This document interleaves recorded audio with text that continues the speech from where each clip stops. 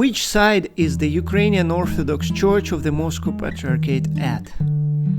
I have already talked about several competing Orthodox churches in Ukraine. Now we'll talk about the one under the Moscow Patriarchate and discuss whether she is pro-Russia, pro-Ukraine, or split on this issue. Since the first days of war, the most military action has unfolded in the east of Ukraine, which is not only predominantly Russian-speaking, but also the territory with the most prevalent Ukrainian Orthodox Church of the Moscow Patriarchate. This resulted in a great damage caused to the church. By the beginning of December 2022, 62% of all damaged or destroyed religious buildings belong to her. Countless civilian victims and military casualties in the east of Ukraine are actually members of the church, either formally baptized or actively practicing congregants. This poses an ultimate question of whether the Russian Orthodox Church and her patriarch called for the military action against their own church, and how does the Ukrainian church react to that. As for the Russian Patriarch, from the first days of the war, he referred to the Ukrainian Church, the only Orthodox Church in Ukraine he recognizes, and her head, the Metropolitan Onufry. However, what he actually says is not just patronizing, but also calling for obedience to Moscow as the mother church.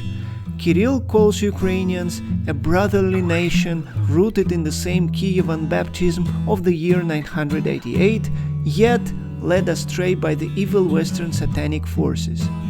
The facts of direct or indirect shelling of 156 church buildings as of the 1st of December, Kirill simply does not acknowledge. But what about his Ukrainian brother in Christ? In his position, Metropolitan Onufry cannot ignore the great destruction, suffering, and death caused to his church.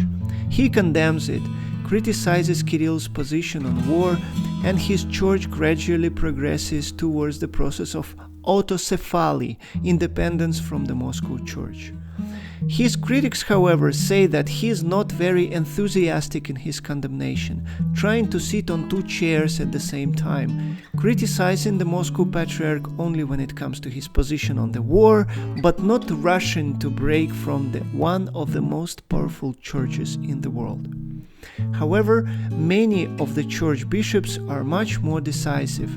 Most eparchies stopped commemorating the Patriarch in their weekly liturgies, which is a very important symbolic sign of disobedience. As I've already mentioned, the Church started the process of gaining autocephaly, independence, and many bishops and priests openly pray for and support of the Ukrainian military in their fight for the motherland. This picture, however, is not so complete. Many of the parishes, priests, and even bishops collaborate with the Russian occupation administrations and Russian military. No wonder that the Ukrainian authorities launched an extensive law enforcement campaign against the church. Many parishes and monasteries, especially in Kiev, have been subject to searches and intense interrogations. As a result, priests, monks, and even bishops were caught with Russian propaganda materials, although critics say they could be planted by the law enforcement themselves, and even with a naked underage boy from the church choir. Please like the video, leave a comment, and subscribe to the channel. I see you all next time.